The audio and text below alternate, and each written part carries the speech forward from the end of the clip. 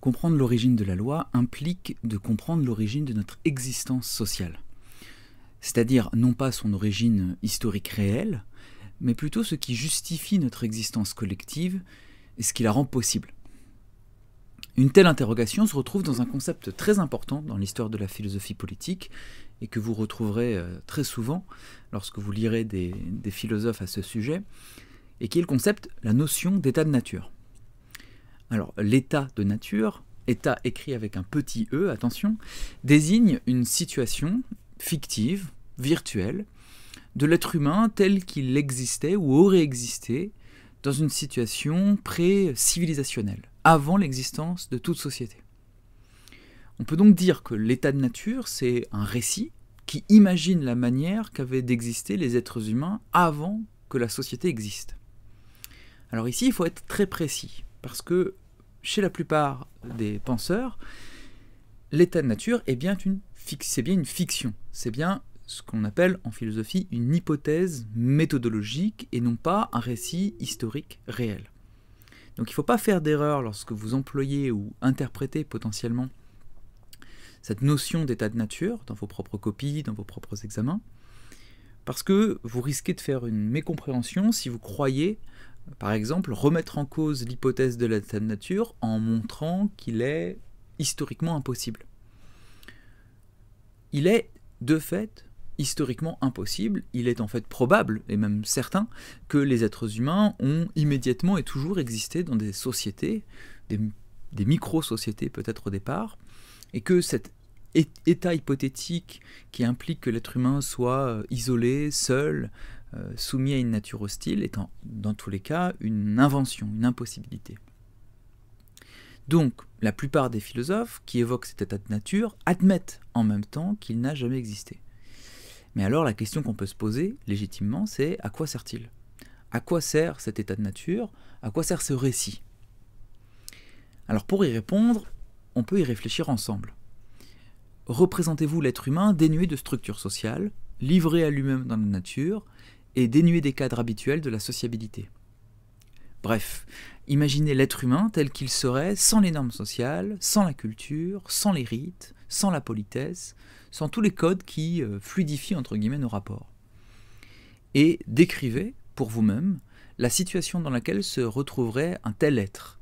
Quelle serait sa vie? Quelles en seraient les potentialités et les dangers? En fait, dans la fiction, c'est une situation qu'on aime souvent mettre en scène.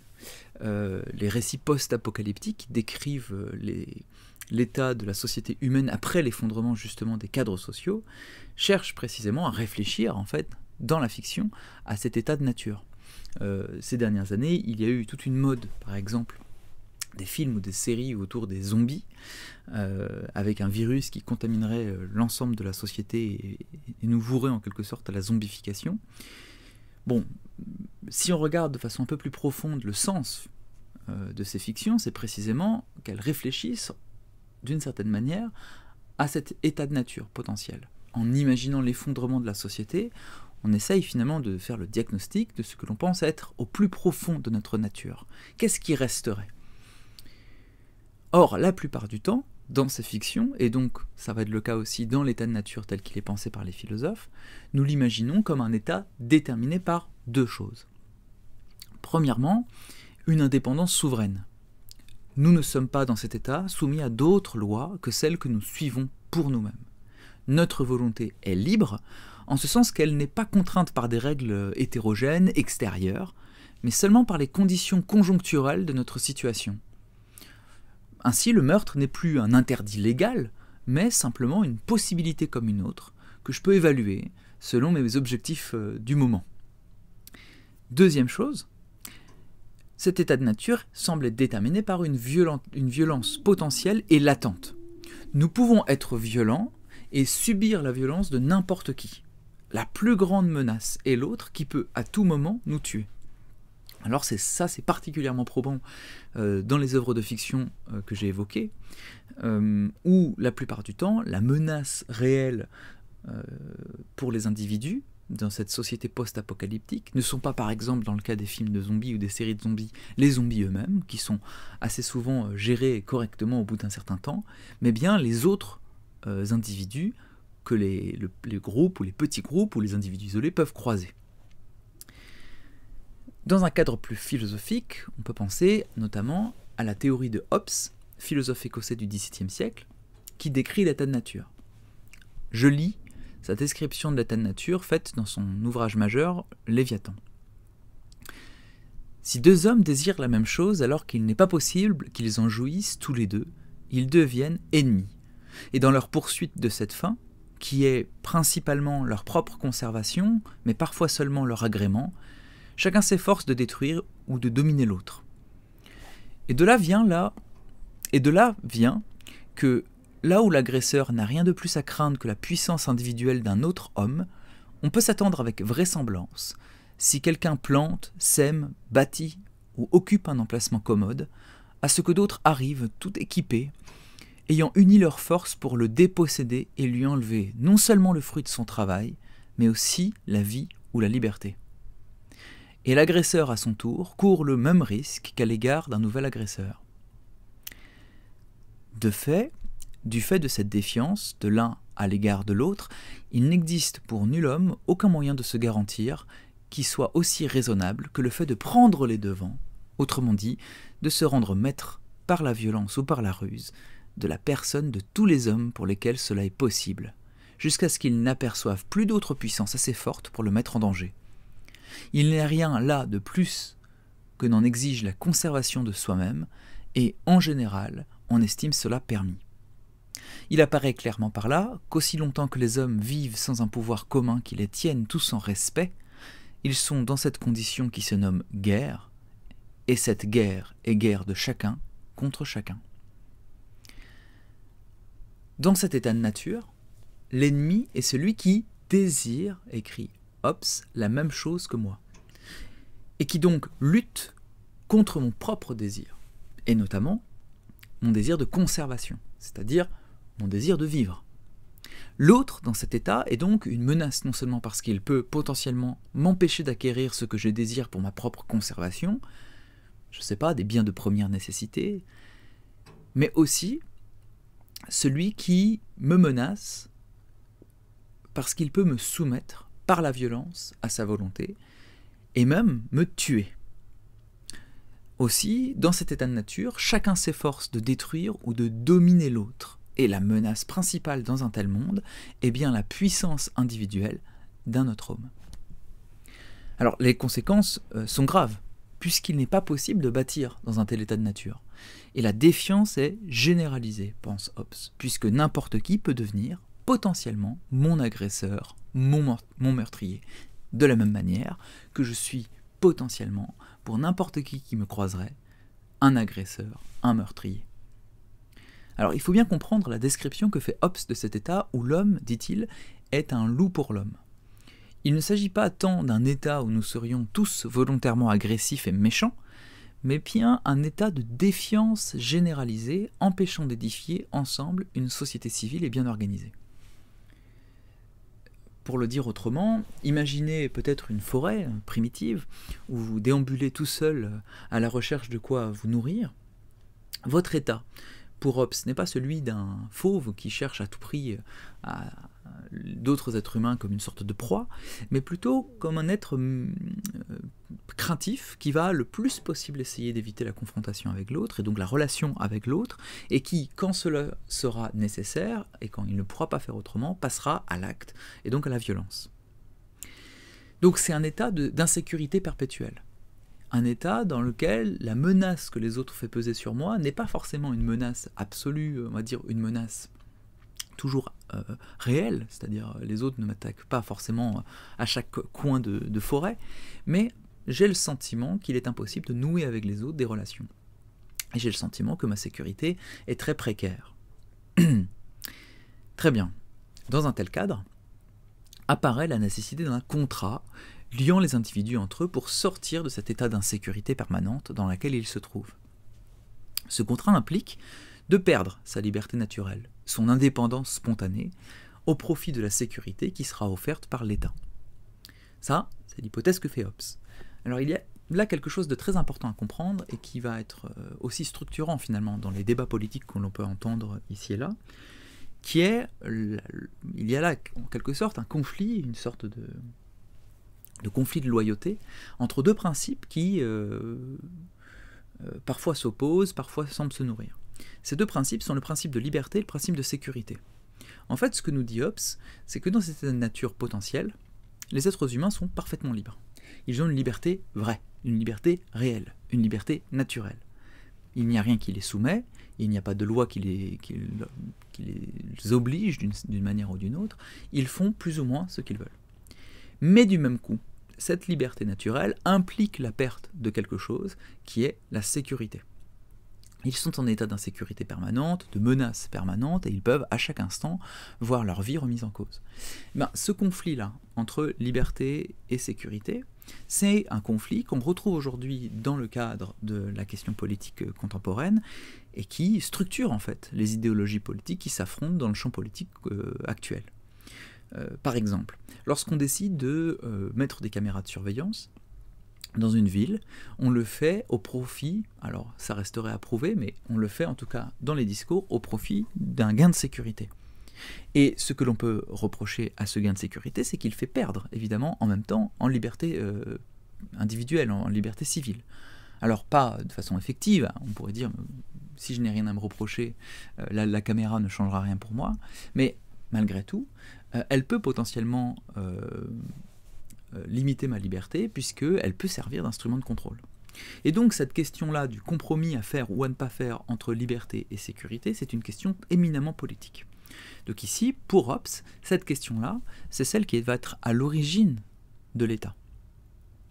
Ainsi, c'est pour la sécurité et contre notre violence naturelle que Hobbes imagine la naissance de l'État. La question légitime apparaît donc, d'où naît-il? D'où vient-il? Pour Hobbes, donc, c'est un contrat. On est dans le cadre de philosophies qui vont naître à cette époque-là, qui sont les philosophies dites contractualistes, et qui considèrent qu'à l'origine des sociétés humaines est une sorte de contrat. Alors là, il faut que je précise aussi le terme d'origine. Hobbes ne pense pas qu'il y a en fait eu un moment donné où des gens se sont mis autour de la table pour dire on va fonder la société à partir de ce contrat. Donc le contrat ici aussi est une forme de fiction méthodologique, ou en tout cas explique la forme de notre relation dans la société. Mais il n'y a pas vraiment eu d'origine historique où des individus auraient passé un contrat. Donc le terme de contrat ici permet plutôt de rendre compte, selon Hobbes, des structures de la souveraineté, des structures du pouvoir, de son soubassement. Qu'est-ce qui légitime le pouvoir de l'État?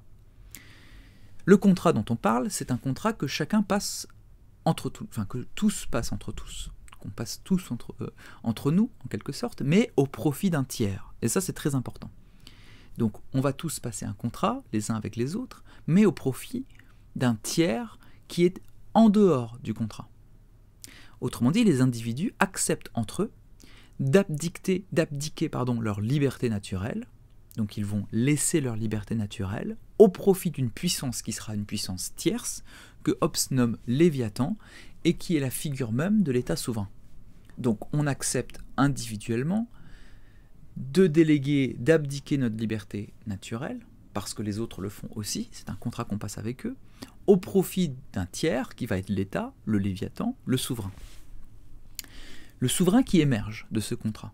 J'utilise ici souverain comme synonyme d'État, puisque chez Hobbes, l'État et le souverain, c'est la même chose.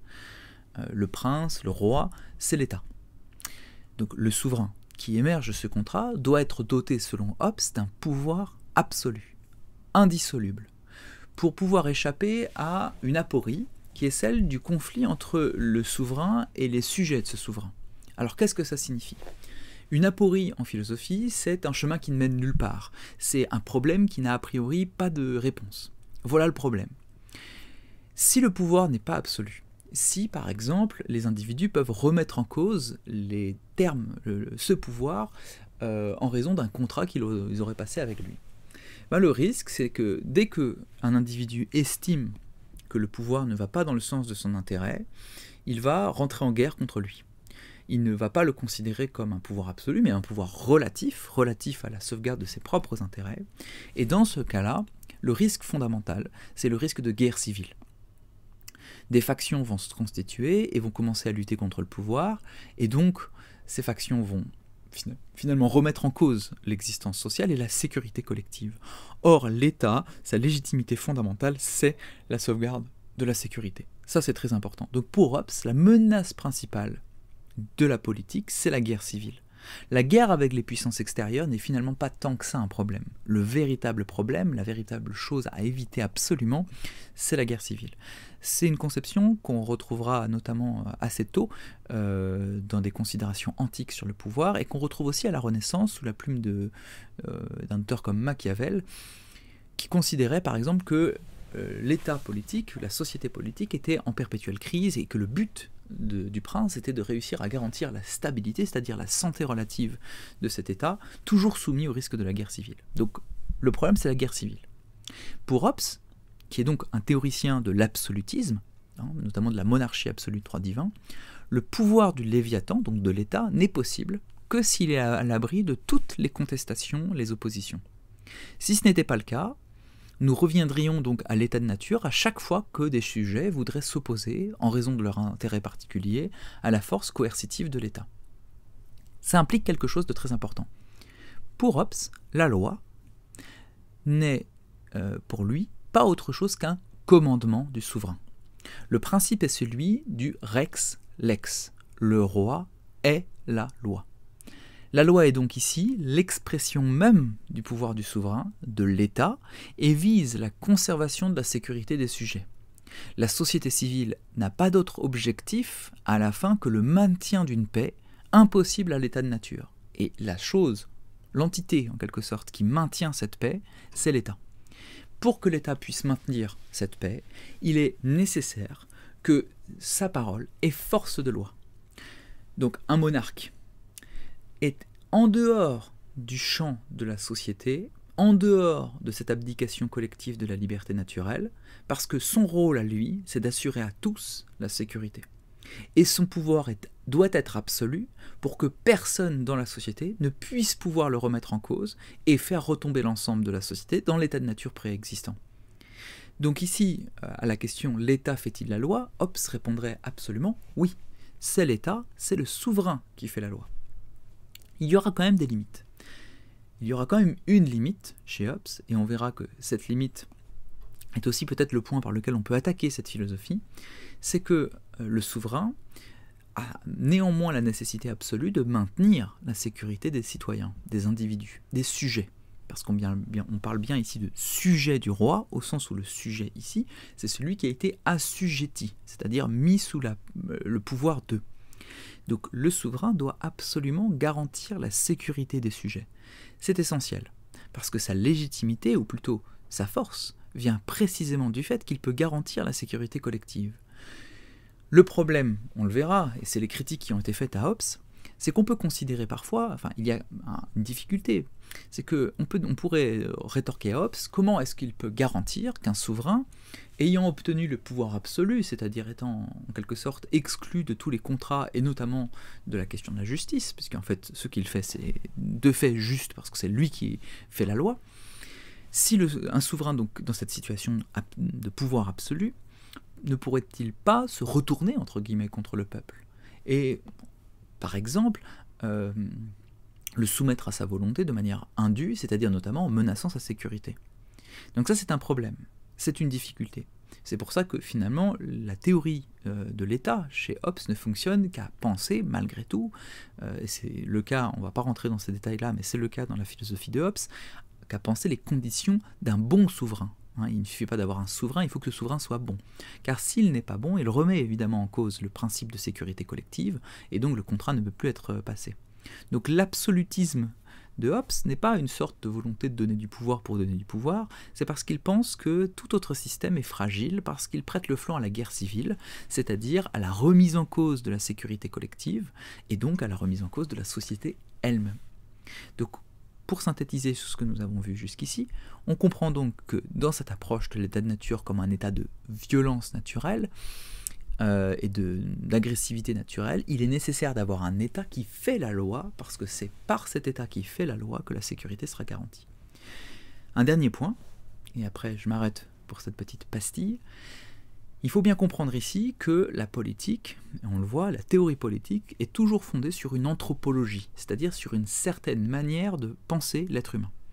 L'anthropologie de Hobbes implique que l'être humain serait naturellement méchant, entre guillemets. La méchanceté ici ne devant pas être comprise comme une sorte d'agressivité fondamentale, mais plutôt comme une potentielle agressivité vis-à-vis des autres, et surtout comme une préférence de ses intérêts particuliers. Donc Hobbes pense que l'être humain est fondamentalement égoïste, finalement, et qu'il va toujours chercher son bien, quitte à détruire le bien d'autrui ou à détruire autrui. Et donc, toute sa généalogie, en quelque sorte, de la société, toute sa construction théorique à propos de la société est fondée sur cette vision de l'être humain. Donc, il va y avoir deux axes critiques par rapport à cette approche, qui le mène donc à penser que l'État fait bien la loi, et qu'il n'y a pas de loi en dehors de l'État, qu'en fait, la loi et l'État, c'est la même chose. Il va y avoir deux axes de critique dans la théorie politique qui vont naître. Le premier axe va être relatif aux limites à l'intérieur du système de Hobbes, aux limites politiques qui sont présentes à l'intérieur du système de Hobbes. On verra, il y a des critiques notamment faites par Rousseau qui sont assez probantes, c'est-à-dire justement ce que je viens de préciser, c'est-à-dire le fait qu'il faut imaginer que le roi est gentil ou bon, parce que sinon le système s'effondre. Mais il va y avoir aussi des critiques à l'extérieur du système, sur les fondements du système, et ce sera aussi une critique que fera Rousseau, et qui sera une critique sur cette anthropologie qui considère finalement que l'être humain, comme il est naturellement méchant, naturellement violent, naturellement agressif, eh bien il faut trouver les cadres coercitifs pour pouvoir le réguler. Cette question-là, elle est fondamentale parce qu'elle permet aussi aujourd'hui de mieux comprendre les fondements de la distinction, alors qu'il y a parfois tendance à disparaître dans les discours politiques, mais qui malgré tout se maintient à des niveaux plus profonds, qui est l'opposition que vous connaissez en France entre la droite et la gauche. En fait, historiquement, l'opposition entre droite-gauche sur la question de ce qu'on appelle le régalien, c'est-à-dire la question de la place de l'État et du rapport de l'État avec la violence et la force, l'usage de la force, eh bien, il est assez proche des termes de la discussion qu'on va avoir ici. Pour le dire en deux mots, mais j'y reviendrai, ici, Hobbes a une approche qui est assez proche de ce que pourrait penser aujourd'hui une certaine pensée de droite, à droite de l'échiquier politique. Alors qu'est-ce que c'est cette considération? C'est de considérer que les êtres humains ont une sorte de nature méchante, violente, agressive ou égoïste par exemple, et qu'il faut donc avoir des cadres assez forts, assez puissants, assez coercitifs pour pouvoir les réguler. Et si on ne le fait pas, il y a un risque d'emballement, de guerre civile, etc. Il va y avoir tout un autre champ de la pensée politique qui va considérer, par exemple avec Rousseau, que au fond, c'est pas vraiment la nature méchante de l'être humain qui est problématique, mais plutôt la manière dont la société est constituée et qui peut le rendre méchant. Et donc, on a bien là ici quelque chose de très important par rapport à notre question qui est l'État fait-il la loi? C'est que pour pouvoir répondre finalement à la manière dont la loi doit exister dans une société, il faut répondre à des questions plus profondes et plus philosophiques, plus on va dire dénuées de politique à la base, qui sont des questions sur la nature même de l'être humain.